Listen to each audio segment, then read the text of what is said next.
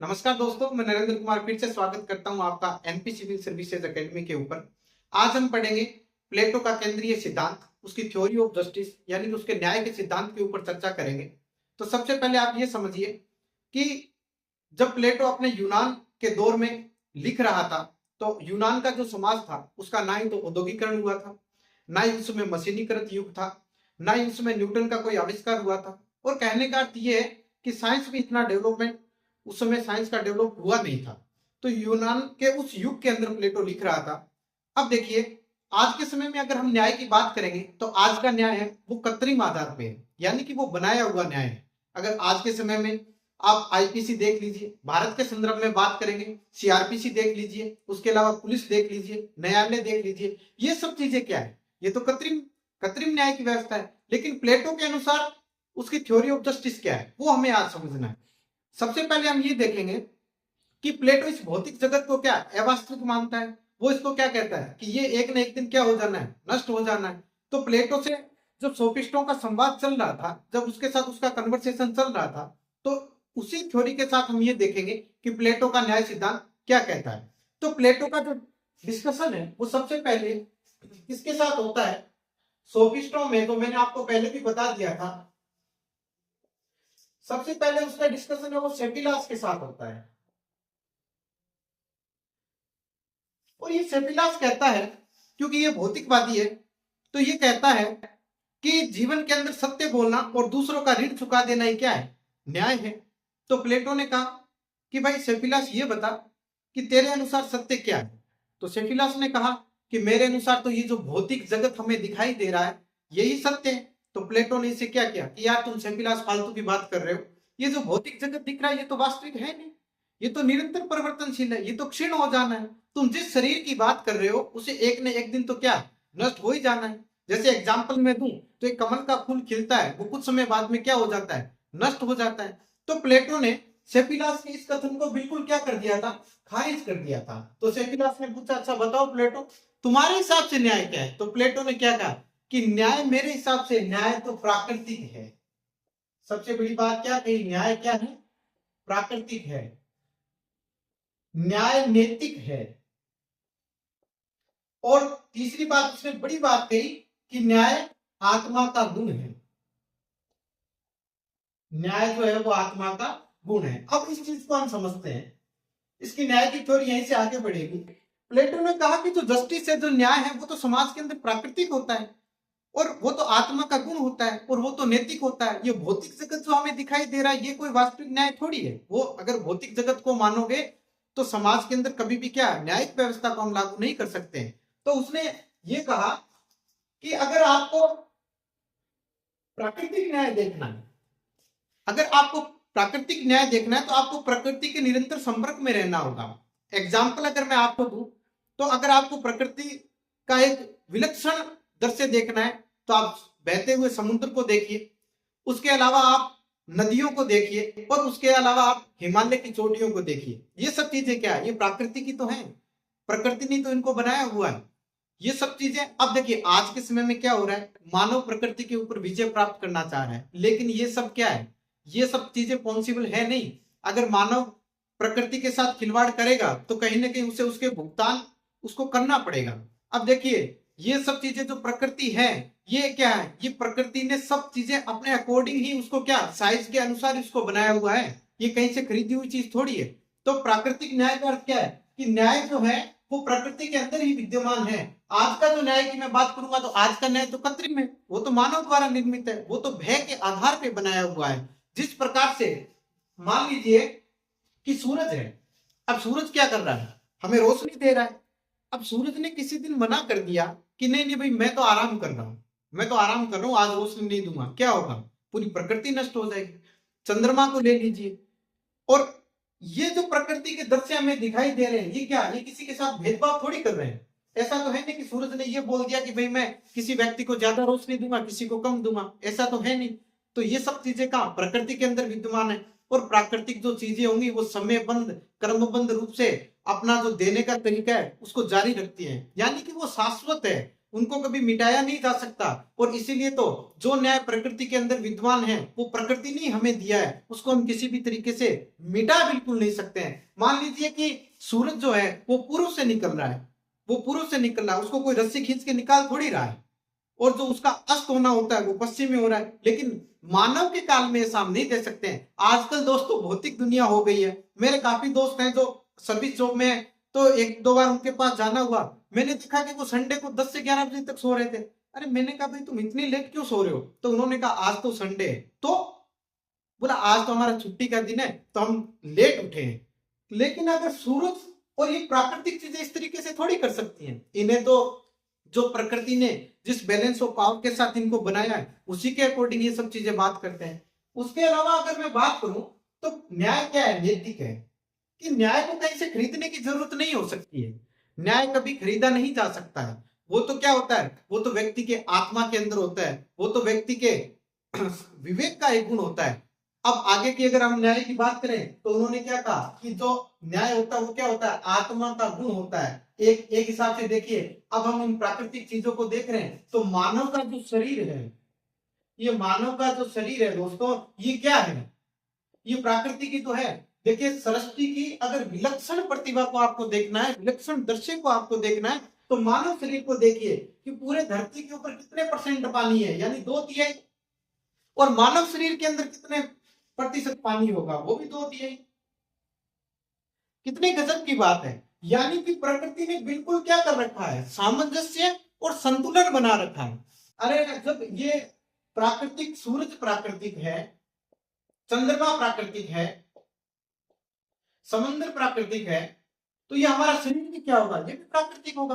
अरे जब शरीर प्राकृतिक होगा तो न्याय फिर कृत्रिम कैसे हो सकता है? प्लेटो यही तो सेफिलास को समझा रहा है कि न्याय भी कृत्रिम कैसे हो सकता है। अब ये शरीर है, ये पूरी सृष्टि के अंदर अगर देखा जाए तो इस प्राकृतिक चीजों से बना हुआ क्या है, शरीर है। 5 तत्वों से बना हुआ क्या है, शरीर है। और शरीर के अंदर किसका निवास होता है, आत्मा का। शरीर के अंदर किसका निवास होता है, आत्मा का। तो प्लेटो के अनुसार क्या है कि न्याय और कहीं से खरीदी हुई वस्तु नहीं है। जिस हिसाब से प्राकृतिक चीजों के अंदर न्याय मिलता है उसी हिसाब से मानव के अंदर भी क्या है, मानव की आत्मा के अंदर न्याय होता है। और ये न्याय किसके आधार पर होता है, किसके ऊपर आधारित होता है, ये विवेक पे होता है। ये क्या होता है, विवेक पे होता है।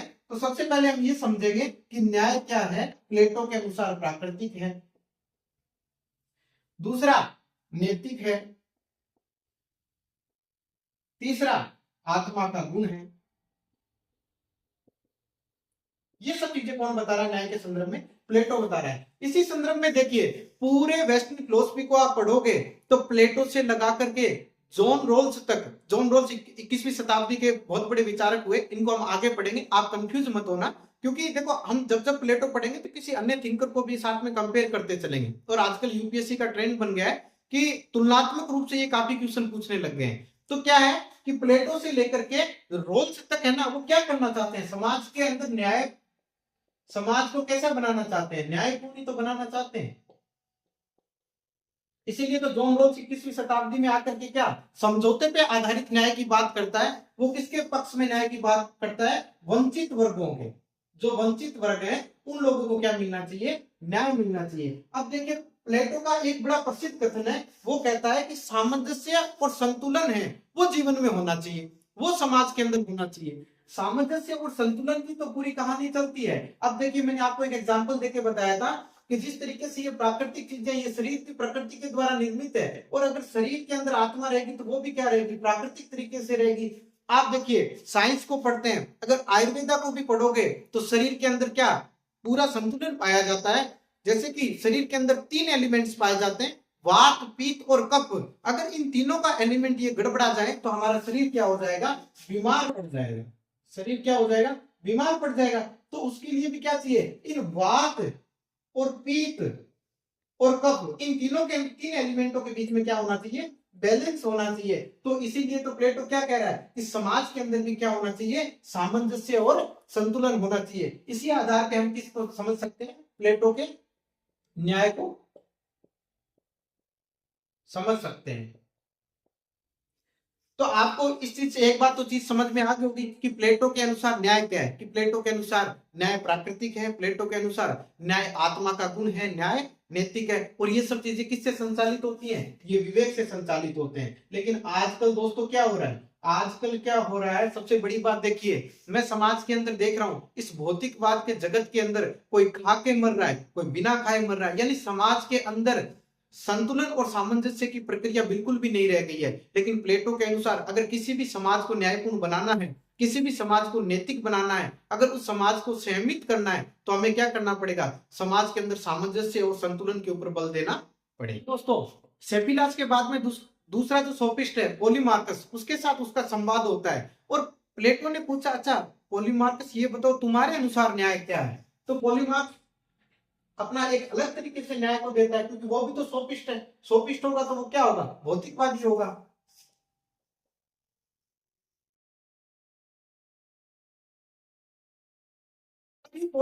मार्कस बड़ी अजीब सी बात करता है। वो कहता है कि मेरे अनुसार न्याय क्या होगा? मित्र के साथ मित्रता और शत्रु के साथ शत्रुता।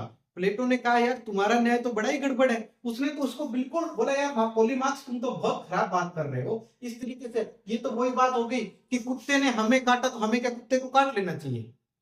ये सब प्लेटो ने एक एग्जाम्पल के तौर पे ये समझाया कि अगर आप शत्रु के साथ शत्रुता और मित्र के साथ मित्रता करोगे तो ये तो टिट फॉर टैट वाली बात हो गई। तो इसके अंदर तो न्याय बिल्कुल भी नहीं हो पाएगा। ये तो न्याय छोड़ो, ये तो बहुत बड़ा क्या हो गया? अन्याय हो गया। तो प्लेटो ने क्या किया? इसकी बात को भी क्या कर दिया? खारिज कर दिया। देखिए दोस्तों, आज आप जितने भी देश देख रहे हैं, कुछ देश तो ऐसे हैं जिसमें सऊदी अरेबिया ले लीजिए, यूएई ले लीजिए, तालिबान ले लीजिए, वहां पे तो टिट फॉर टैट की बातें चलती रहती हैं। वहां पे क्या होगा?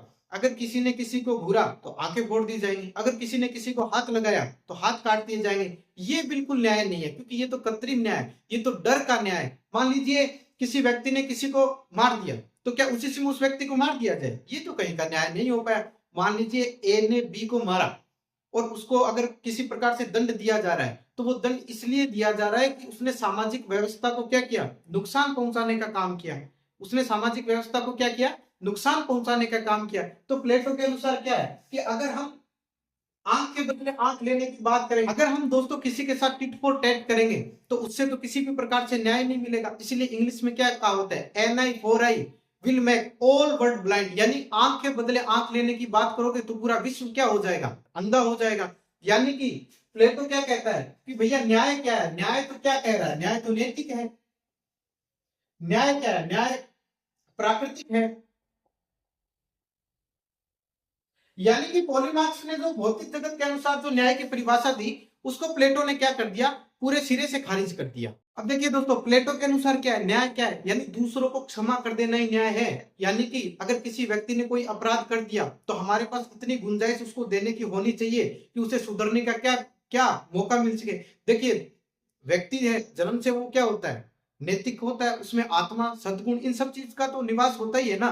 तो हमें अगर किसी भी व्यक्ति ने कोई अपराध किया है तो उसको क्या क्षमा कर देने की शक्ति है। यानी क्षमा कर देना ही सबसे बड़ा क्या है? न्याय है। क्षमा कर देना ही सबसे बड़ा क्या है? न्याय है। तो प्लेटो के अनुसार न्याय क्या है? प्राकृतिक है। और प्लेटो के अनुसार न्याय क्या है? नैतिक है। अब देखिए, सूरज का कोई दुश्मन है क्या? सूरज का कोई एनिमी शत्रु है? चांद का कोई है? समंदर का कोई है? जब प्राकृतिक चीजों का कोई शत्रु नहीं है तो हम फिर किस हिसाब से कह सकते हैं कि कोई व्यक्ति है वो अन्यायी हो सकता है? तो उसके अनुसार क्या है कि ये प्राकृतिक चीजों से किसका निर्माण हुआ है? ये मानव शरीर का निर्माण हुआ है। और इस शरीर के अंदर ही क्या बसती है? बसती है आत्मा। और इसी ये आत्मा अगर प्राकृतिक चीजें हैं और ये शरीर प्राकृतिक है, तो इसके अंदर निवास करने वाली आत्मा क्या होगी? वो भी प्राकृतिक होगी। और प्राकृतिक जो तत्व होते हैं उनकी किसी के साथ दुश्मनी थोड़ी होती है। वो तो सबको क्या प्रकृति के अनुसार ही अपनी सब चीजें क्या देते रहते हैं। अब पेड़ होता है, अब पेड़ किसी को ये पूछ करके ये थोड़ी कहेगा कि मैं इसको छाया दूंगा, इसको नहीं दूंगा, इसको फल दूंगा, इसको नहीं दूंगा। वो तो हर समय किसकी भावना रखते हैं?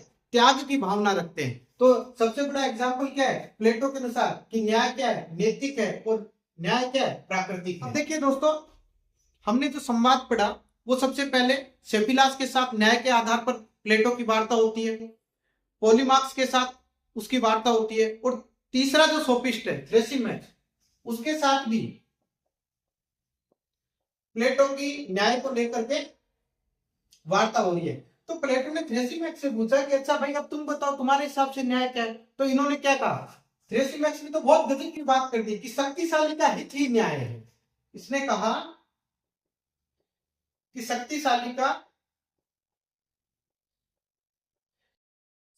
का हित ही न्याय है।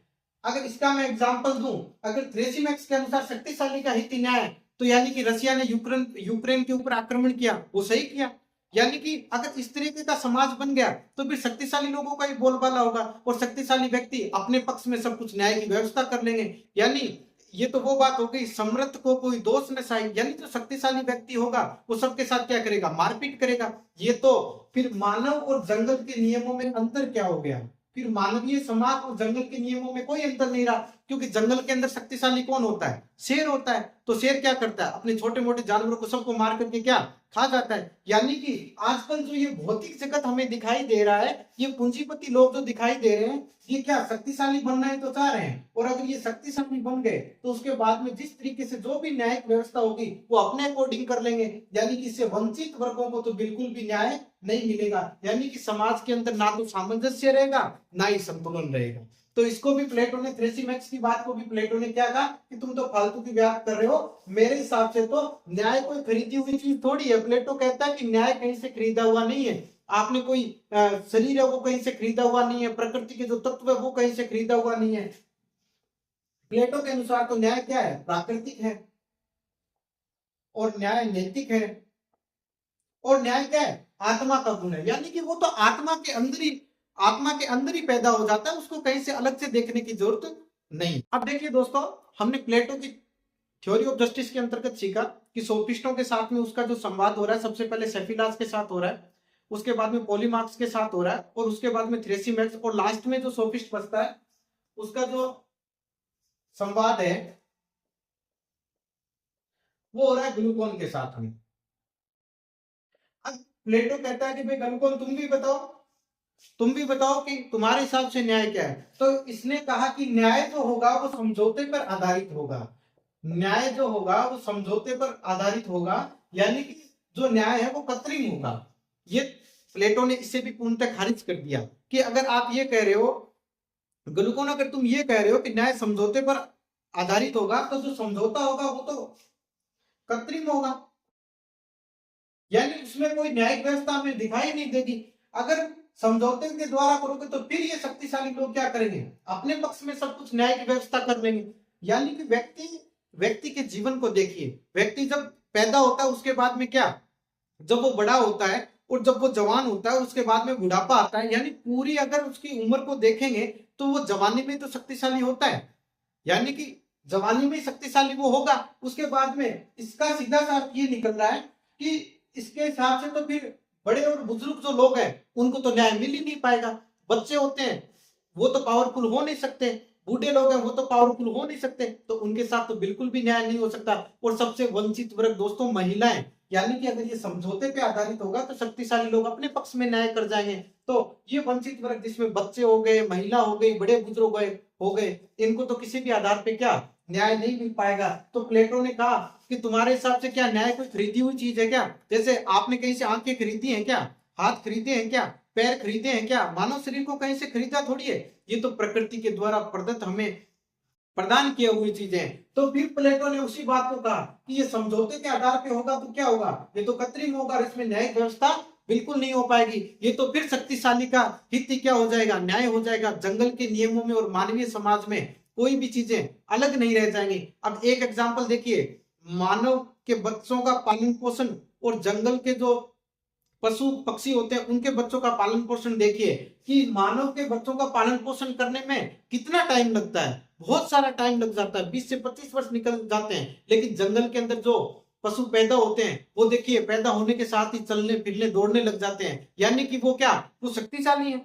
वो कहीं ना कहीं तो शक्तिशाली है, तभी तो इतना जल्दी अपने आप को क्या कर जाते हैं, ग्रो कर जाते हैं। तो ये जो शक्ति है, ये जो पावर की बात कर रहे हो, ये तो क्या, ये तो पशु का नियम है। पशु होता है वो शक्तिशाली तो होता है, लेकिन प्लेटो के अनुसार क्या न्याय क्या है, अपने दिमाग के ऊपर रहना चाहिए, अपने विवेक के ऊपर रहना चाहिए। न्याय नैतिक है, न्याय प्राकृतिक है, और न्याय क्या है, आत्मा का शाश्वत गुण होता है। तो ये शक्तिशाली होना कोई न्याय का अर्थ तो बिल्कुल नहीं बता सकता है। अरे पशु की अगर देखिए कंपैरिजन करके देखें तो हाथी कितना विशाल होता है, उसे अपने शरीर का पता नहीं रहता, उसे अपने पावर का पता नहीं रहता। इतना पावरफुल और इतना बड़ा विशाल का होने के बावजूद भी एक छोटा सा इंसान जो उसको चलाता है उसको महारथ बोलते हैं, और एक छोटी सी लकड़ी के द्वारा उसको क्या कर लेता है, संयमित कर लेता है। यानी कि जो न्याय है, अगर अपन प्लेटो के न्याय को देखेंगे तो वो न्याय कहां पर आधारित होगा, वो प्रकृति के आधार पर आधारित होगा। वो किसके ऊपर आधारित होगा, विवेक पे आधारित होगा, वो नैतिकता पे आधारित होगा। अब देखिए आजकल के समय में क्या है, आजकल के समय में हम अगर चीजें देखें तो अलग अलग चीजें अलग अलग टाइम पे दर्शाई गई है। यानी कि प्लेटो का जो न्याय सिद्धांत की हम बात कर रहे हैं वो यूनानी युग की बात कर रहे हैं, तो उसका जो न्याय होगा वो कौन सा होगा, प्राकृतिक होगा, उसका न्याय नैतिक होगा, उसका न्याय आत्मा का गुण होगा। लेकिन वर्तमान में जो भी चीजें चल रही है, वर्तमान की जो न्यायिक व्यवस्था हमें दिखाई दे रही है वो कैसी होगी, वो कृत्रिम होगी, वो कहीं ना कहीं मानव द्वारा निर्मित होगी, और वो भय के आधार पे होगी। तो हमने ये सब चीजें जो सोफिस्ट है उनके साथ जो प्लेटो का कन्वर्सेशन जो संवाद चल रहा है उनके अकॉर्डिंग ये समझा कि प्लेटो की थ्योरी ऑफ जस्टिस क्या है। अभी इस थ्योरी ऑफ जस्टिस को आगे भी हम बढ़ाएंगे, आगे भी पढ़ेंगे, तो आप ये चीज पाओगे कि प्लेटो की जो सबसे इंपॉर्टेंट बुक है जो रिपब्लिक है उसका जो सेंट्रल पॉइंट है वो क्या है, थ्योरी ऑफ जस्टिस ही तो है, वो न्याय पे आधारित ही तो है। तो हम आगे की चीजें पढ़ेंगे, तो मैं आपको कुछ नाम बताऊंगा जैसे कि बार्कर, सेबाइन, ये सब क्या है, ये कमिटेटर हैं जो प्लेटो की बुक रिपब्लिक के ऊपर क्या करते हैं, कमेंट करते हैं। अगर देखो ये याद भी नहीं हो तो घबराने की जरूरत बिल्कुल नहीं है, आपको क्या बेसिक नॉलेज प्लेटो का होना चाहिए, उसकी मूल जो चीजें हैं उनके बारे में आपको क्या जानकारी जरूर रहनी चाहिए। अगर आपको मूल बातें पता होंगी दोस्तों तो आप यूपीएससी के अंदर अपने अकॉर्डिंग लिख पाएंगे। देखिए दोस्तों, अब हम प्लेटो के न्याय सिद्धांत को थोड़ा और बढ़ाते हैं, तो उसके लिए हमें उसके मेथड को जानना होगा। जब उसके मेथड को हम जान लेंगे तो हमें पूरा प्लेटो का जो न्याय सिद्धांत है उसको हम उसकी रूपरेखा हम अपने दिमाग के अंदर समझ लेंगे। तो देखिए प्लेटो की जो मेथड है, प्लेटो की जो चिंतन पद्धति है वो निगमनात्मक है।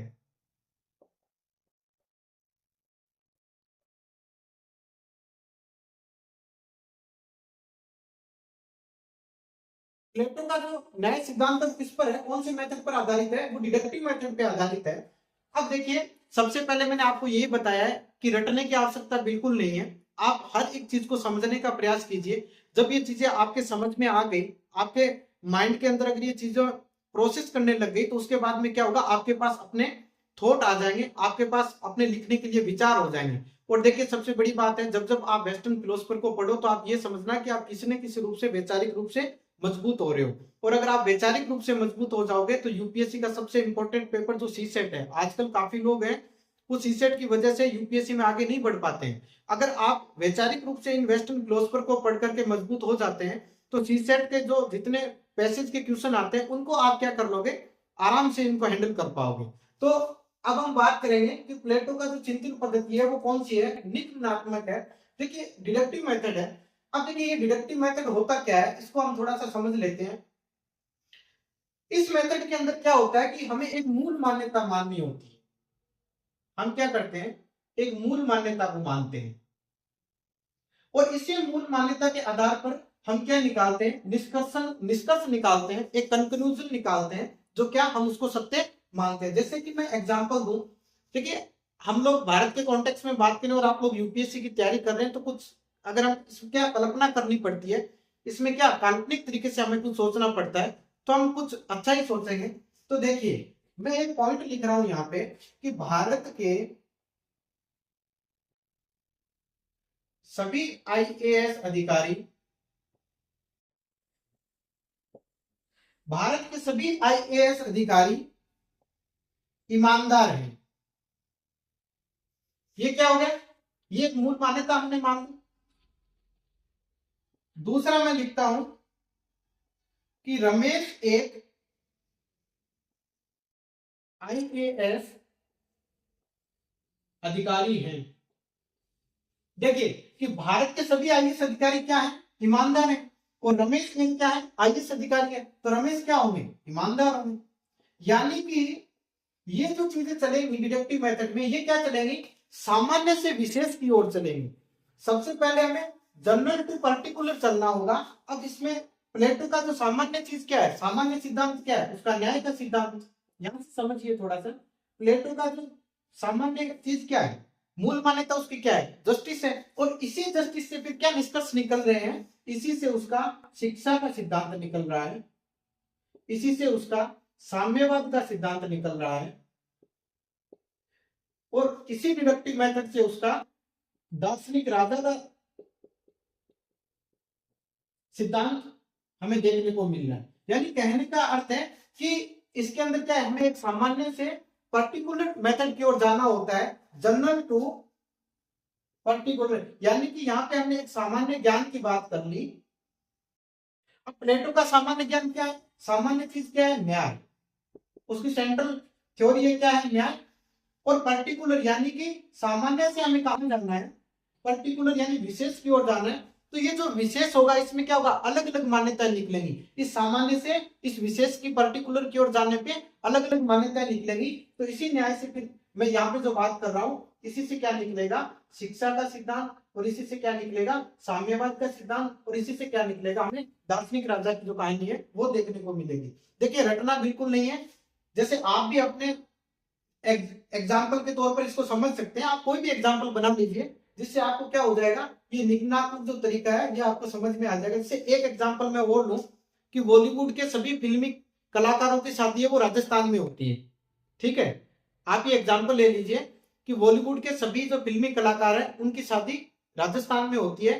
और कियारा आडवाणी एक फिल्मी कलाकार है, यानी कियारा आडवाणी एक फिल्मी कलाकार है, तो उनकी शादी भी कहाँ होगी, राजस्थान में होगी। दोस्तों थोड़ा सा राजस्थान के बारे में बता दूं कि यहाँ का भौगोलिक जो एरिया वो इतना बड़ा है और यहाँ के जो लोग हैं वो इतने शांत स्वभाव के हैं कि बड़े बड़े लोग हैं जो यहाँ पे क्या करने आते हैं, शादी करने आते हैं। और इतने बड़े बड़े सेलिब्रिटीज लोग यहाँ पे शादी करके निकल जाते हैं, किसी को पता तक नहीं चलता। ये राजस्थान के लोगों का बड़ा ही एक मतलब विशिष्ट व्यवहार है। अगर यही शादियां यूपी और बिहार में होने लग जाए तो पता चले कि टेंट फाड़ करके लोग घुस जाते हैं। बिहार का मैं एक एग्जाम्पल दूंगा, बिहार में तेजस्वी की शादी थी, तो वहां पे क्या वीआईपी लोग आए हुए थे और अचानक से जो भीड़ वहां पे जुटी, उन्होंने टेंट फाड़ करके सब भोजन छीन लिया। उन्होंने वीआईपीओ से कहा आप निकल जाइए क्योंकि हमें तो मौका सालों में कई बार लगता है। यानी कि इतना छीन बीन कर दिया। ये कोई वैसे दिमाग में लेने की बात नहीं है, एक एग्जाम्पल थोड़ा दे रहा हूँ। आशा करता हूँ कि आपको ये सब चीजें समझ में आ गई होगी। और यहीं से हमारा प्लेटो का क्या स्टार्ट हो जाता है, न्याय का सिद्धांत स्टार्ट हो जाता है। और यहीं से यूपीएससी ने क्वेश्चन भी पूछा है कि न्याय का जो उसका सिद्धांत है, यहीं से यूपीएससी ने एक बड़ा क्वेश्चन भी उठाया है कि प्लेटो का जो शिक्षा का सिद्धांत है वो उसके न्याय का तार्किक परिणाम है, विवेचना कीजिए। तो अगर आप इन चीजों को समझ पाओगे तो आगे जाकर के जो यूपीएससी के जो सॉल्वेड पेपर है उनको भी ध्यान से देखना, तो आप उनको क्या अच्छे से हैंडल कर पाओगे। बाकी ये जैसे ही हमारा टॉपिक खत्म होगा उसके बाद में मैं आंसर राइटिंग सेशन भी चलाऊंगा, तो हम साथ में मिलकर के क्या प्लेटो की जितनी भी ये मान्यता है, जितना भी इनकी थ्योरी दी हुई है, उन सब की हम क्या करेंगे, आंसर राइटिंग की भी क्लास लेके आएंगे। अब देखिए आशा करता हूं कि आप सबको ये सब चीजें समझ में आ गई हो। अब देखिए हमने प्लेटो की डिडक्टिव मेथड को पढ़ा, आपने पूरा डिडक्टिव मेथड को समझ लिया होगा। अगर और मैं एक एग्जांपल देना चाहूं तो पूरी जो ज्योमेट्री है वो पूरी क्या है, वो डिडक्टिव मेथड पे तो बनी हुई है। एग्जांपल के लिए देखिए, ज्योमेट्री के अनुसार त्रिभुज के तीनों कोणों का योग कितना होता है, 180। तीनों कोणों का योग कितना होगा, 180 डिग्री होगा। अब त्रिभुज क्या है, वो ऑब्जेक्ट है, लेकिन हमने क्या उस ऑब्जेक्ट की एक मूल मान्यता को मान लिया है और उसी मान्यता के अनुसार हम क्या करते रहते हैं, उसके नए नए निष्कर्ष निकालते रहते हैं। यानी कि पूरी की पूरी ज्योमेट्री किसके ऊपर आधारित है, वो निगमनात्मक और डिडक्टिव मेथड के ऊपर आधारित है। देखिए दोस्तों हमने प्लेटो के न्याय सिद्धांत को देखा, उसके ऊपर यूपीएससी ने क्वेश्चन पूछा है, बड़ा ही अच्छा क्वेश्चन पूछा है कि राज्य व्यक्ति का वृहद रूप है, स्टेट इंडिविजुअल रिट लार्ज। इस क्वेश्चन को यूपीएससी ने पूछा है, तो यहां से हम इस क्वेश्चन को भी देखते चलेंगे और इसी के आधार पर प्लेटो के न्याय की जो थ्योरी है उसको भी हम आगे बढ़ाएंगे। देखिए कि जब प्लेटो के ऊपर यूपीएससी ने ये क्वेश्चन पूछा तो इसको हम करने का थोड़ा सा तरीका देख लेते हैं और उसी के आधार पर हम ये देखेंगे कि प्लेटो की जस्टिस थ्योरी आगे क्या कहती है। अब देखिए कोई भी थिंकर हो या फिलोसफर हो या फिर कवि है, वो क्या करते हैं, वो एक कल्पना करते हैं, वो एक रोमांच पैदा करते हैं। ठीक है, उनके पास एक यूटोपिया होता है। यानी कि जैसे कि आप फिल्में देखते हैं तो फिल्में देखते हैं वो वास्तविक है या नहीं है, वो तो बिल्कुल नहीं हो सकती क्योंकि फिल्में कितने 3-4 घंटे में पूरी हो जाती है। लेकिन जीवन है वो क्या 3-4 घंटे में पूरा हो जाएगा, नहीं होगा। तो ये फिलोसफर टाइप के लोग होते हैं, ये क्या करते हैं, ये किसी न किसी रूपों के आधार पर हमें समझाना चाहते हैं। ठीक है, कोई ना कोई ऐसी कहानी लेते हैं जिसके आधार पर यूटोपिया करते हैं। तो एक बार्कर का मैंने पहले भी जिक्र किया, ये बार्कर है जो कम्यूटेटर है, इसने इसमें बताया कि प्लेटो ने 3 बातें बताई। सबसे बड़ी बात तो ये बताई कि प्लेटो है वो एक नैतिक सद्गुणी व्यक्ति की तलाश करता है। प्लेटो एक नैतिक सद्गुणी व्यक्ति की तलाश में है। दूसरा उसने ये बताया, इसी न्याय थ्योरी के अंतर्गत हम पढ़ रहे हैं, दूसरा उसने ये बताया कि प्लेटो एक आदर्श राज्य की खोज में, एक आइडियल स्टेट, प्लेटो एक आदर्श राज्य की खोज में है। और तीसरा बताया उसने कि प्लेटो इस नैतिक सद्गुणी और इस आदर्श राज्य के बीच में क्या करना चाहता है, सामंजस्य करना चाहता है। प्लेटो इस नैतिक सद्गुणी व्यक्ति प्लस इस आदर्श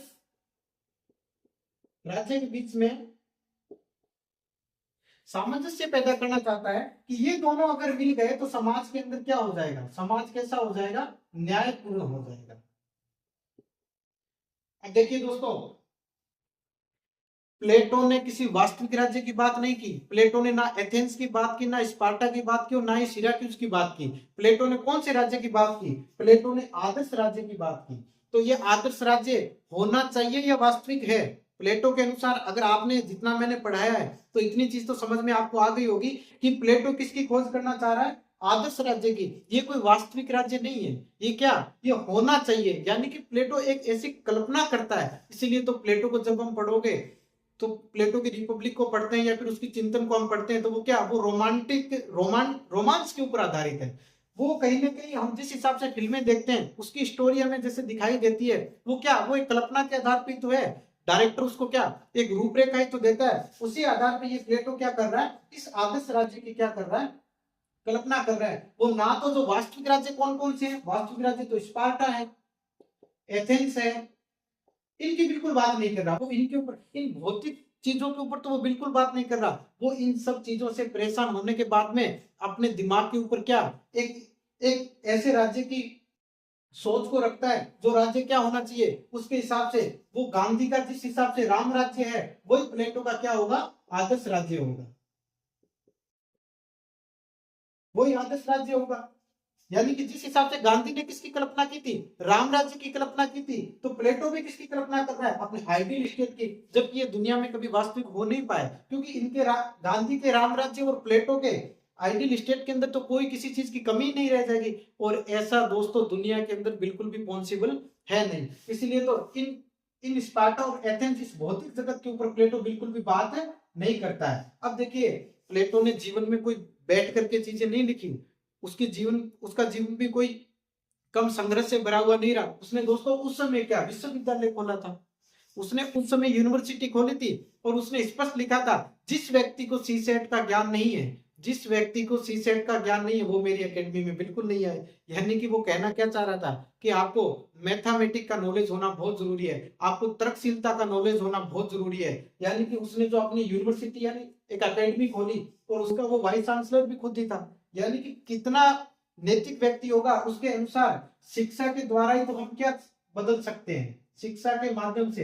अरे भाई, आज के समय में हम यूनिवर्सिटी खोल करके शिक्षा देकर के लोगों को बदल सकते हैं या फिर फिल्में बता करके लोगों को बदल सकते हैं। और आजकल की जो ये सोसाइटी हो गई है, आजकल की जो दोस्तों फिल्में आ रही है रिवेंज पे आधारित है, हम उससे बदला लेंगे। और कहीं ना कहीं वो सब चीजें जो हम देख रहे हैं वो कहीं ना कहीं हमारे दिमाग के अंदर बैठती हुई जा रही है। और इसी भौतिकवादिता के आधार पर क्या समाज के अंदर क्या अन्यायपूर्ण स्थिति हो गई है। आजकल आप देखिए, युवा किस तरीके से अपने रास्ते से भटक गए हैं। बॉलीवुड किस तरीके की मूवी हमारे सामने पेश कर रहा है, रिवेंज, एनिमल्स, ये सब क्या है, इस तरीके की मूवी आकर के समाज के अंदर क्या, समाज को एक नैतिक पतन के रास्ते पे लेके जा रही हैं। क्योंकि उन लोगों के पास क्या, नैतिकता बिल्कुल नहीं। और जब ये सब चीजें समाज के अंदर रखी जाएंगी तो वो समाज कभी नैतिक हो सकता है? आज का एग्जाम्पल लीजिए कि इस तरीके की मूवी अगर समाज के अंदर रखी जाएंगी तो क्या वो समाज नैतिक हो सकता है? बिल्कुल नहीं हो सकता। देखिए दोस्तों, जो आपके आसपास जितनी भी चीजें हैं उनका प्रभाव आपके जीवन पे बिल्कुल पड़ेगा। और सिनेमा का प्रभाव तो आपके जीवन पे बिल्कुल है। देखिए, भारत जब आजाद हुआ था तो भारत का थोड़ा सा झुकाव किसकी तरफ था? सोशलिज्म, समाजवाद की तरफ था। तो आप देखेंगे उस समय की जो मूवियां बन रही थी वो किसके आधार पर बन रही थी? वो थोड़ा सा कहीं ना कहीं उसके उनके ऊपर समाजवाद का प्रभाव था। देखिए, आप उस समय की मूवी अगर आप देखोगे तो वहां पे क्या चल रहा था? बैल के ऊपर हीरो जा रहा है, हीरोइन बैठी हुई है, खेत लहला रहे हैं। ये सब थोड़ा बहुत उस समय यूएसएसआर का भी प्रभाव था, समाजवाद का था। इसीलिए तो उसी समय कलाकार वो गाना गा रहा है, कौन दिशा में लेके चला रे बतौरिया। लेकिन आजकल की चीजें देखिए, जैसे जैसे मॉडर्नाइजेशन आया, जैसे जैसे पूंजीवादी ये सब चीजें बढ़ी, भौतिक इस विश्व को जैसे जैसे बढ़ता गया, तो आजकल देखिए शीला जवान हो रही है और मुन्नी बदनाम हो रही है। ये सब चीजें हमें देखने को मिल रही है। और उसके अलावा तो एक आजकल और नया गाना आया था, चिपकाले सैया फेविकोल से। और फिल्मों के नाम देखिए दोस्तों, लिपस्टिक अंडर माई बुर्का। ये सब चीजें अगर आप देखोगे, अगर ये सब चीजें समाज के अंदर रखी जाएंगी तो वो क्या नैतिक चीजें होंगी? बिल्कुल भी नहीं होंगी। यानी कि हमारे समाज के अंदर हमें सामंजस्यपूर्ण शिक्षा की व्यवस्था करनी होगी, जो किसके ऊपर आधारित हो? जो नैतिकता के आधार पर हो, जो सद्गुणी हो, जो हमें विचारों की दुनिया की ओर लेके जाए। आजकल दोस्तों बॉलीवुड को देखोगे, लोग उनको क्या मान रहे हैं? लोग उनको क्या मान रहे हैं? अपना आइडियल मान रहे हैं। अरे वो लोग हमारे आइडियल कभी नहीं हो सकते। हमारे आइडियल तो वो कौन है? संत महात्मा लोग हैं, वो लोग जो ज्ञानी लोग हैं, वो लोग जिन्होंने अपने जीवन को सीखने के लिए न जाने कितने सालों तक ज्ञान का मार्ग खोले रखा, वो लोग हैं। बॉलीवुड को तो दोस्तों उठा करके देखिए, 65-60 साल का व्यक्ति दो दो शादियां कर रहा है, और शादी के बाद होने वाले बच्चों का नाम पता नहीं क्या क्या रख रहे हैं। उन्हें इस जो ये नाम रख रहे हैं, उन्हें थोड़ा सा भी अगर विश्व इतिहास का नॉलेज होता तो इस प्रकार के नाम नहीं रखते। कहने का अर्थ ये कि जो चीजें आपके समाज के अंदर रखी जाएंगी वो कहीं ना कहीं आपकी सोसाइटी को क्या करेंगी? प्रभावित करेंगी। और इस कथन में क्या करा है कि राज्य व्यक्ति का वृहद रूप है। और मैंने आपको पहले भी समझाया था कि उस समय क्या व्यक्तिवादी चिंतन बिल्कुल नहीं था। व्यक्ति व्यक्तिवादी चिंतन बिल्कुल नहीं था। उस समय कौन सा यूनान के अंदर कौन सा चिंतन चल रहा था? उस समय समुदाय पर आधारित चिंतन चल रहा था। यानी कि ये व्यक्ति अगर नैतिक होगा, यानी ये समाज की क्या है? ये सिर्फ व्यक्ति एक इकाई है। यानी कि ये व्यक्ति अगर नैतिक होगा, ये व्यक्ति अगर सद्गुणी होगा, और इस व्यक्ति के अंदर अगर सोचने समझने तर्कशीलता होगी, तो इन्हीं व्यक्तियों से मिलकर के परिवार बनेगा, और इसी परिवार से फिर एक समाज का निर्माण होगा, और इसी समाज से फिर एक राज्य का निर्माण होगा। तो कहीं ना कहीं इस ये जो क्वेश्चन पूछा गया था, इसका सार ये भी निकलता है। यानी कि व्यक्ति को किस प्रकार से होना चाहिए? नैतिक होना चाहिए, सद्गुणी होना चाहिए, और न्यायप्रियता होनी चाहिए। ये सब चीजें कौन बता रहा है? प्लेटो बता रहा है। तो प्लेटो 3 चीजों की बात करता है। वो नैतिक सद्गुणी व्यक्ति की तलाश करता है, आदर्श राज्य की बात करता है, और समाज कैसा होना चाहिए? न्यायपूर्ण और सामंजस्य पे आधारित होना चाहिए। इस चीज की वो बात कर रहा है। देखिए दोस्तों, बॉलीवुड के अंदर मुझे याद आ गया, बॉलीवुड के अंदर अगर एग्जाम्पल दूं तो कुछ पुराने लोगों में नैतिकता बची थी। लता मंगेशकर जी का नाम आपने सुना होगा, और लता जी ने तो न जाने कितने गाने गाए। भारत का नाम उन्होंने देश और विदेशों में आगे बढ़ाया। उनकी थोड़ी सी जीवन स्टोरी को आप समझ लोगे तो देखना कि वो पूरी जिंदगी अविवाहित रही। उन्होंने शादी नहीं की थी, लेकिन उनका प्रेम प्रसंग चला था कि राजस्थान में एक डिस्ट्रिक्ट है डूंगरपुर, और वहां के एक राज परिवार के लड़के थे डूंगर राज सिंह। तो ये डूंगर राज सिंह क्या क्रिकेट खेला करते थे और राज परिवार से थे। ये डूंगर राज सिंह बाद में जाकर के बीसीसीआई जो भारत क्रिकेट कंट्रोल बोर्ड है उसके अध्यक्ष रहे थे, और सचिन तेंदुलकर बड़ा मानते थे इनको। तो ये उस समय क्या अंग्रेजों के जमाने में क्रिकेट खेलते थे, और ये कहाँ चले गए थे? बॉम्बे चले गए थे खेलने के लिए। और ये उस समय क्या काउंटी क्रिकेट खेला करते थे। यानी जैसे भारत में रणजी क्रिकेट होता है, वैसे इंग्लैंड में काउंटी क्रिकेट होता है। तो उस समय क्या था, ये बॉम्बे चले गए, तो इनकी एक व्यक्ति के साथ मित्रता हो गई थी, हृदयनाथ मंगेशकर। और ये हृदयनाथ मंगेशकर कौन थे? लता मंगेशकर के भाई थे। तो इनका आपस में घर आना जाना हो गया, और इसी आने जाने में लता जी का और उनका प्रेम प्रसंग हो गया। कुछ कारणवश उनकी शादी नहीं हो पाई, लेकिन जीवन के अंदर उन्होंने दोस्तों इतनी नैतिकता रखी कि आज भी दुनिया को पता नहीं है ये सब चीजें। ये सब चीजें आज भी पता नहीं है। यानी कि एक ही व्यक्ति से प्रेम किया जीवन भर, लेकिन किसी को पता तक नहीं चला, और उसी के प्रति क्या समर्पित भाव होना एक बड़ी बात थी। यही तो नैतिकता है, यही तो प्लेटो को पढ़ने का आदर्श है। इसलिए एक इंटरव्यू में किसी मीडिया पर्सन ने लता जी से पूछा कि भाई आप जीवन में और क्या चाहते हैं, तो उन्होंने यही कहा कि अगला जन्म मुझे लता के रूप में ना ही मिले तो अच्छा है, क्योंकि लता मंगेशकर का दुख है वो लता ही जानती है। तो ये सब चीजें एक नैतिकता से भरी है। यानी एक तरफ बॉलीवुड क्या कर रहा है, हमें बर्बादी के रास्ते पे लेके जा रहा है, लेकिन कुछ अच्छे एग्जाम्पल भी हैं जो लोग किस किस रास्ते पे चलते हैं, नैतिकता के रास्ते पे चलते हैं। इसीलिए तो दोस्तों सचिन तेंदुलकर डूंगरराज सिंह की बड़ी इज्जत किया करते थे, क्योंकि उनके ऊपर क्या हुआ, जब वो बीसीसीआई के प्रेसिडेंट थे तो भारतीय क्रिकेट में एक नियम था कि 16 साल से नीचे का कोई खिलाड़ी है वो इंटरनेशनल क्रिकेट नहीं खेल पाएगा, और सचिन तेंदुलकर उसमें 15 साल और 10 महीने के आसपास के हुए थे। लेकिन डूंगरराज सिंह ने जब उनको खेलते हुए देखा तो उन्हें उस उम्र के आधार पर उनका टीम में चयन कर लिया था। बाद में सचिन ने साउथ अफ्रीका में शतक बनाया था, तो उन्होंने कहा था कि ये मैं अपने प्रिय डूंगरराज सिंह को समर्पित करता हूं। इसलिए वो हमेशा कहते थे कि डूंगरराज मेरे लिए क्या पिता तुल्य हैं। और इसी आधार पर भी लता मंगेशकर क्या कहा करती थी कि सचिन तो मेरे बेटे जैसा। ये बात अलग है कि दुनिया को पता नहीं चली, दुनिया ने कभी ये नजरिया देखा नहीं। तो कहने का अर्थ है कि उन्होंने जीवन के अंदर क्या रखी, नैतिकता रखी। लेकिन आजकल की ये जो मूवी आ रही है इनमें तो इस तरीके के हृदय विरोधित जैसे मतलब दृश्य दिखाए जाते हैं कि समाज के अंदर किसी भी आधार पर इनको न्यायपूर्ण हम नहीं बता सकते। तो आज का जो हमारा सेशन है वो किस पे आधारित है, प्लेटो की जस्टिस ऑफ थ्योरी के ऊपर आधारित है। यानी कि प्लेटो की अगर फिर से बात करूं तो प्लेटो किन व्यक्तियों की तलाश करता है, एक तो नैतिक सद्गुणी व्यक्ति की, एक आदर्श राज्य की, और एक समाज न्यायपूर्ण हो, इसकी बात करता है। और ये प्लेटो का जो राज्य है वो किस पर आधारित है, जैसे कि गांधी का क्या है, जैसे गांधी का राम राज्य है। अब गांधी भी क्या थे, गांधी प्लेटो की भांति क्या थे, आदर्शवादी थे। अरे भाई उन्होंने भी तो अपना जीवन आदर्श के अनुसार जिया। जो व्यक्ति अंग्रेजों के बीच में रह करके आया हो, जो व्यक्ति सूट बूट पहनता हो, जो व्यक्ति सिगरेट पीता हो, उसने आकर के पूरे भारत को देखा, उसने आकर के भारत के में रहने वाले, जो गांव में रहने वाले लोगों के साथ जुड़ करके इतना बड़ा, इतने पूरे भारत के लेवल पर आजादी की जो अलग जगाई, वो कोई कम बात थोड़ी थी। यानी कि उस पश्चिमी सभ्यता में रहने वाला व्यक्ति किस तरीके से नैतिकता और आदर्शवाद का मार्ग अपना करके अपने आप को भारत का एक महानायक बन जाता है। ये सब चीजें किस आधार पे बनी, ये उसी आदर्शवाद के आधार पे तो बनी।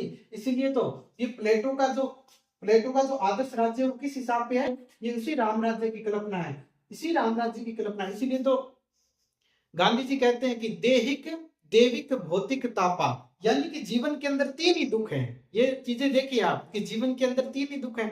देहिक खाज खुजली मलेरिया जुकाम ये सब हो गई, देविक भूकंप आ गया, बाढ़ आ गया। उसके अलावा भौतिक, अब भौतिक में क्या आता है, भौतिक में मान लीजिए आपका एटीएम खराब हो गया, पैसा आपके पास न होना, उसके अलावा अच्छा पार्टनर न होना। आजकल तो लोगों की ये दिक्कत है, अच्छा पार्टनर न होना, उसके अलावा नौकरी न मिलना। ये सब चीजें दुख क्या है, ये दुख क्या है, ये गांधी के अनुसार ये तीन चीजें तो हैं जो दुख का कारण बनती है। लेकिन वो कहते हैं कि जब राम राज्य स्थापित हो जाएगा तो ये सब चीजें क्या हो जाएंगी, गायब हो जाएंगी। और इसी प्रकार का समाज कौन बनाना चाह रहा है, प्लेटो बनाना चाह। अब हमने ये देखा कि ये जो आइडियल स्टेट है, ये जो आदर्श राज्य है, और ये गांधी का जो राम राज्य है, इन दोनों में क्या मिलती है, समानता मिलती है। देखिए दोस्तों, जो नैतिकता पे चलता है, जो आदर्शवाद के रास्ते पे चलता है, उसके पास सोचने के लिए क्या होते हैं, विचार होते हैं, वो विचारों की दुनिया से निकलता है।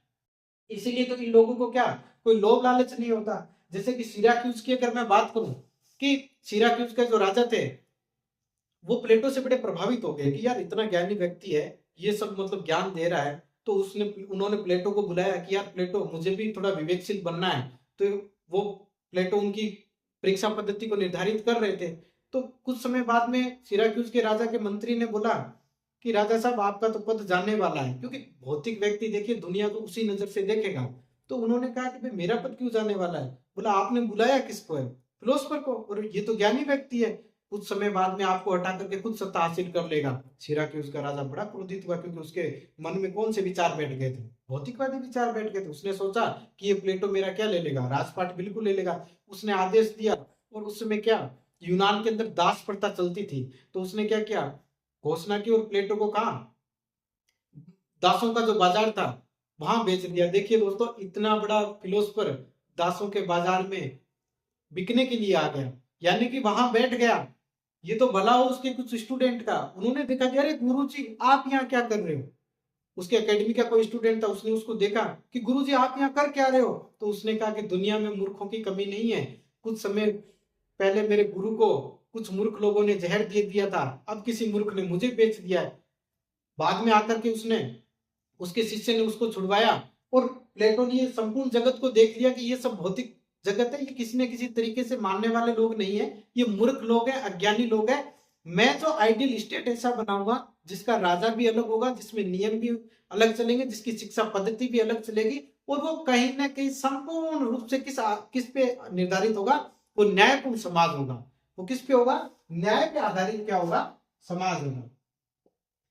और यही बात कौन बोलते थे? यही बात तो गांधी बोलते थे। इसलिए तो भारत जब आजाद हुआ तो गांधी ने क्या कहा? पुलिस नहीं चाहिए, सेना नहीं चाहिए, और ये आईएएस ऑफिसर नहीं चाहिए, कांग्रेस को खत्म करो। सरदार पटेल ने कहा कि बापू फिर देश किससे चलेगा? गांधी ने क्या कहा? मैं सबको नैतिक कर दूंगा, मैं सबका हत्या परिवर्तन कर दूंगा। ये सब चीजें हमें तो बिल्कुल नहीं चाहिए। और दूसरी बात है कि सुभाष चंद्र बोस के साथ उनका बड़ा डिबेट होता था। उन्होंने कहा बापू मैं आपको सब कुछ कहने के लिए तैयार हूँ, आप कहो तो मैं राष्ट्रपिता कह दूं, आप जो कहो मैं कह सकता हूँ, लेकिन आप बार बार ये पॉलिटिक्स में डंडा लेकर के घुस आ जाते हैं। नैतिकता नैतिकता, ये सब चीजें नैतिकता से थोड़ी संचालित हो सकती हैं। लेकिन गांधी गांधी ने कहा नहीं नहीं नहीं नहीं, जीवन के अंदर क्या रहना चाहिए? व्यक्ति को नैतिक होना चाहिए, सद्गुणी होना चाहिए, और आदर्शवादी होना चाहिए। तो ये जो महान चिंतक हुए, इनका कौन सा रास्ता था? विचारों की दुनिया थी, नैतिकता के आधार पर चले। अब थोड़ी सी ये बात समझ लीजिए कि ये आदर्श राज्य, उस समय आदर्श राज्य और समाज दोनों एक दूसरे के प्राय थे। ये सब चीजें समझिए आप। देखिए दोस्तों, हमने प्लेटो के आदर्श राज्य की थोड़ी सी बात कर लेते हैं, प्लेटो के आइडियल स्टेट की बात कर लेते हैं। देखिए थोड़ा सा आप इस चीज का ध्यान दीजिएगा कि जब मैं ये राज्य शब्द बोल रहा हूं, तो ये इसको आप थोड़ा सा इस कॉन्सेप्ट को समझ लीजिए कि यूनान के अंदर जिस समय ये राज्य शब्द का प्रचलन था, इस राज्य शब्द का प्रचलन और इस समाज में, यानी कि यूनानी दौर के अंतर्गत राज्य समाज में कोई अंतर नहीं था। राज्य कौन से थे उस समय? नगर राज्य हुआ करते थे, सिटी स्टेट जिनको हम बोलते हैं। लेकिन आजकल के जो राज्य है वो कौन से हैं? नेशन स्टेट है, राष्ट्र राज्य है। और ये राष्ट्र राज्यों की शुरुआत कहां से होती है? 16वीं शताब्दी से। ये 16वीं शताब्दी से होती है। अब देखिए सबसे बड़ी बात, देखिए राज्य होगा उसके पास क्या होगा? एक भौगोलिक एरिया होगा, टेरिटोरियल बाउंड्री होगी, जबकि समाज के पास ऐसा कुछ है नहीं। यानी राज्य होगा उसके पास क्या होगी? पुलिस होगी, राज्य के पास सेना होगी, और राज्य के पास क्या होगा? दंड देने का अधिकार होगा। और उसके बाद सबसे बड़ी जो चीज होगी वो क्या होगी? संप्रभुता। यानी कि ये सोवरेन स्टेट जो होता है, ये सब राज्य की परिभाषा है। लेकिन यूनानी दौर की अगर हम बात करें तो उस समय समाज और राज्य के अंदर कोई अंतर बिल्कुल नहीं था। ये दोनों एक दूसरे के क्या थे? प्राय थे। अगर समाज का मैं एग्जांपल दूं, जैसे भारतीय समाज के लोग, अब देखिए भारतीय समाज के लोग विदेशों में भी रह रहे हैं, अमेरिका में रह रहे हैं, फ्रांस में रह रहे हैं, जर्मनी में रह रहे हैं, खूब लोग रह रहे हैं। जैसे मोदी जी बाहर जाते हैं यात्रा करने, तो कितने लोग भारतीय जो प्रवासी लोग हैं उनको मिलते हैं। तो यानी समाज की कोई बाउंड्री नहीं होती है, जबकि राज्य की क्या होती है? एक बाउंड्री होती है, उसका एक एरिया होता है। उसके अलावा सबसे बड़ी बात, उसके पास पुलिस होती है, सेना होती है, और दंड देने की शक्ति होती है। लेकिन यूनानी नगर राज्यों की अगर मैं बात करूं तो वो क्या? वो एक समाज था। यानी समाज और राज्य थे वो एक दूसरे के क्या थे? प्राय थे। इनके पास क्या नहीं थी? संप्रभुता नहीं थी। इनके पास संप्रभुता जैसी चीजें नहीं थी, ना पुलिस थी, ना इनके पास सेना थी। यानी इनके पास राज्य जो होता है उसके पास क्या होता है? लठ चलाने की शक्ति होती है, लेकिन समाज के पास में लठ चलाने की शक्ति नहीं होती है। जैसे कि आप किसी दुकान के ऊपर चले गए, आपने कपड़े खरीद, ये महिलाएं बड़ी ज्यादा करती हैं, लड़कियां बड़ी ज्यादा करती हैं, कुछ चीजें लेने के लिए जाती हैं, और वहां पे कम से कम 20-25 कपड़े वपड़े ऐसे देख लेती हैं, लेकिन लेती नहीं है। कुछ लोग जाते हैं वो इतनी ड्रेसें देख लेते हैं कि उनको फिर लेना होता नहीं, सिर्फ देखते कि क्या दुकान वाला आपके ऊपर लठ मार देगा? नहीं, क्योंकि वो समाज का हिस्सा है। लठ चलाने की शक्ति किसके पास होती है? दंड देने की शक्ति किसके पास होती है? राज्य के पास। तो जब मैं आदर्श राज्य की बात करूं तो इस राज्य का कॉन्सेप्ट है, ये आपको जरूर थोड़ा सा ध्यान में रखना, क्योंकि ये सब शब्दों का ही खेल है। और इसी के ऊपर तो यूपीएससी ने, राज्य और समाज के ऊपर, इसी के ऊपर यूपीएससी ने क्या क्वेश्चन पूछ लिया था। तो ये सब चीजें थोड़ा सा ध्यान में अब देखिए दोस्तों, हमने प्लेटो के थ्योरी ऑफ जस्टिस के ऊपर काफी बातें कर ली। अब हम लास्ट समय में ये देखेंगे कि प्लेटो का जो आदर्श राज्य है वो किस हिसाब से होगा। तो मैंने पहले भी बताया है कि प्लेटो है वो क्या है, वो ऐसा विचारक है जो कि कल्पनावादी दुनिया में ज्यादा रहता है। वो कल्पना करता है कि इस हिसाब से एक राज्य का निर्माण होगा जिसमें कोई भी कमी नहीं रहेगी। जैसे कि हम हमारे भारत के अंदर बात करें तो गांधी जी राम राज्य की कल्पना किया करते थे। ये आदर्श राज्य की बात करेंगे तो प्लेटो इस आदर्श राज्य को 3 वर्गों में बांटता है। देखिए 3 वर्गों में बांटता है, व्यक्ति में नहीं। मैं पहले ही बता रहा हूं कि यूनानी जो समाज था वो व्यक्ति प्रधान बिल्कुल नहीं था, वो समुदाय प्रधान था, यानी उसमें समाज की प्राथमिकता थी। इसलिए किसी कास्ट में वो समाज को नहीं बांटता है, वो 3 वर्गों में बांटता है। तो फर्स्ट पहला जो वर्ग है दार्शनिक राजा, दूसरा जो होगा वो होगा सैनिक, और तीसरा जो होगा वो होगा उत्पादक। देखिए ये कहीं ना कहीं उसी टाइप से है जैसे हमारे भारतीय फिलोसफी को पढ़ोगे तो सत, रज और तम, इन तीनों की बात करता है। ये उसी के अकॉर्डिंग प्लेटो इन चीजों की दार्शनिक राजा, सैनिक और उत्पादक की बात बताता है। अब देखिए भारतीय कॉन्सेप्ट में अगर देखोगे तो भारत में भी पहले जो वर्ण व्यवस्था थी वो क्या थी, वो जन्म पे आधारित थोड़ी थी, कर्म पे आधारित थी। तो प्लेटो भी अपने आदर्श राज्य को कर्म के अनुसार विभाजित करता है। यानी कि ये कहता है कि समाज के अंदर 3 वर्ग होंगे, 3 वर्ग होंगे, जिसमें सबसे पहले कौन होगा, उत्पादक होगा। अब देखिए आप एक व्यक्ति हैं, ठीक है, अब आपको क्या होगा, जीवन में जीने के लिए क्या, खाना तो चाहिए।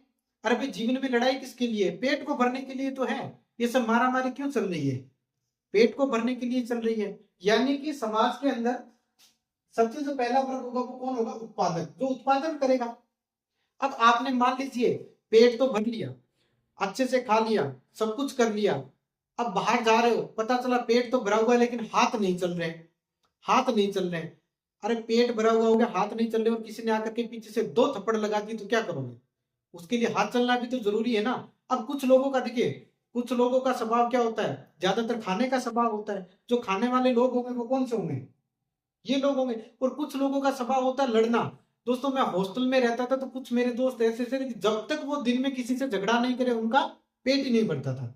किसी भी तरीके से उनको किसी न किसी साथ में, किसी न किसी व्यक्ति के साथ में क्या करना होता था, उनको झगड़ा करना होता था। और ये झगड़ालू जो व्यक्ति होते हैं इनके अंदर भी एक अलग गुण की प्रधानता पाई जाती है। उनके अंदर थोड़ा सा कौन सा गुण पाया जाएगा, ये सैनिक वाला। और जो खाने वाले व्यक्ति हैं, जो कमाने वाले व्यक्ति हैं, जो उत्पादन करने वाले व्यक्ति हैं, उनमें क्या, ये उत्पादक वर्ग की लालसा पाई जाएगी। अब क्या होता है कि सबसे जो लास्ट में जिसको वो बताता है वो है दार्शनिक राजा को बताता है। ये कहते हैं कि समाज, मैंने पहले भी बताया था कि प्लेटो का एक प्रसिद्ध कथन था कि समाज के अंदर संतुलन और सामंजस्य रहना ही रहना चाहिए। देखिए अगर इन लोगों ने खाना ज्यादा कर दिया और दिन भर खा ही रहे हैं, मोह माया में पड़े हुए हैं, तो समाज के अंदर अगर खाने वाले लोग हो गए तो फिर तो समाज बिल्कुल नहीं चल पाएगा, वो समाज ही खत्म हो जाएगा। उसके बाद में पता चला कि खाना तो फुल खा लिया, बाहर जा रहे हैं किसी ने थप्पड़ मार दिए, तो उसके लिए क्या, ये शरीर को पूरा देखिए आप, उसके लिए क्या हाथ बाजू भी होनी चाहिए। तो बाजू होगी तो फिर कौन सा वर्ग होगा, सैनिक वर्ग आ जाएगा। अब देखिए खाना खा लिया और हाथों में बात दम भी है, यानी बाजू आपके पास, आप किसी को भी मार सकते हैं। पता चले दिमाग नहीं है, अरे दिमाग नहीं होगा तो आप तो बेलगाम घोड़े की तरह हो जाओगे। पता चलेगा कि दिमाग है नहीं, चल दिए किसी हट्टे कट्टे व्यक्ति के सामने और उसने खींच करके फिर से 2 लगा दिए। यानी कि तीसरा जो होगा वो कौन सा होगा, दार्शनिक राजा होगा। इसके पास क्या होगा, विवेक होगा। इसके पास क्या होगा, विवेक होगा। तो कहने का अर्थ है कि प्लेटो ने अपने आदर्श राज्य को कितने वर्गों में बांटा, 3 में। पहला उत्पादक, दूसरा सैनिक और तीसरा कौन सा, दार्शनिक राजा। अब इन तीनों वर्गों के अंदर अलग अलग गुणों की प्रधानता होगी, वो हम आगे बात करेंगे। लेकिन मैं समझ पा रहा हूं कि यहां तक आप समझ गए होंगे। देखिए जीवन में यही तो होती है, जीवन में जो मूलभूत आवश्यकताएं होती क्या है भाई, सुरक्षा होनी चाहिए, खाना होना चाहिए, और क्या होना चाहिए, विवेक होना चाहिए। अब वो कहता है प्लेटो कि जीवन के अंदर जिस प्रकार से शरीर के अंदर सामंजस्य और संतुलन हमें दिखाई देता है, उसी प्रकार से समाज के अंदर भी इन तीनों वर्गों के बीच में क्या होना चाहिए, संतुलन और सामंजस्य होना चाहिए। और इसी के जब इन तीनों के बीच में संतुलन और सामंजस्य बन जाएगा तो फिर क्या हो जाएगा, सबके बीच में संयम आ जाएगा। और इसी संयम को वो क्या बोलता है, न्याय बोलता है। इसी को वो क्या बोलता है, न्याय बोलता है। कहने का अर्थ है कि समाज को उसने तीन वर्गों में बांटा कि एक तो वो होंगे जो मोह माया के लालच में पड़े रहेंगे, वो तो उत्पादक बनेंगे, भर पेट खाते रहेंगे और खाने का ही काम करेंगे। तो ये तो कभी भी इनके अंदर ऐसी कोई बुद्धि नहीं होगी कि ये राजा बन पाए। उसके बाद में ये जो सैनिक होंगे, ये कुछ ऐसे व्यक्ति होंगे जिनके अंदर साहस होगा। जिनके अंदर क्या होगा, साहस होगा, यानी कि इनके पास लड़ाकू क्षमता होगी और ये उस एरिया की क्या करेंगे, रक्षा करेंगे। तो इन सैनिकों के पास क्या होगा, इनके पास कौन सा गुण होगा, साहस का। और सबसे लास्ट में वो क्या बोलता है कि उत्पादक वर्ग पहला हो जाएगा सैनिक वर्ग, सबसे जो लास्ट में सबसे जो अच्छा बुद्धिमानी होगा वो कौन होगा, वो दार्शनिक राजा होगा, जो किसके आधार पर अपना आदर्श राज्य चलाएगा, विवेक के आधार पर चलाएगा। तो प्लेटो कहता है कि अगर इन तीनों गुणों में से, इन तीनों वर्गों में से अगर किसी के बीच में भी संतुलन नहीं बना तो वो समाज क्या हो जाएगा, छिन्न भिन्न हो जाएगा। इसीलिए वो कहता है कि इन तीनों वर्गों के बीच में क्या रहना चाहिए, सामंजस्य रहना चाहिए। और इन तीनों के बीच में जब सामंजस्य बन गया, उत्पादक वर्ग ने किसका सहयोग किया, सैनिक का, और इस सैनिक ने किसका सहयोग किया, दार्शनिक का। और इस दार्शनिक ने इन दोनों को अपनी छत्र छाया में ले लिया और किसका निर्माण, किसके दिमाग से, विवेक के अनुसार राज्य का क्या करने लग गए, शासन संचालित करने लग गए। और यहीं से किसकी उत्पत्ति हो जाती है, संयम की हो जाती है। और यही संयम प्लेटो के अनुसार क्या है, समाज का न्यायपूर्ण सिद्धांत है। आशा करता हूं कि आज की क्लास आपको समझ में आई होगी। नेक्स्ट क्लास में हम प्लेटो की इसी न्यायपूर्ण थ्योरी को थोड़ा और आगे बढ़ाएंगे।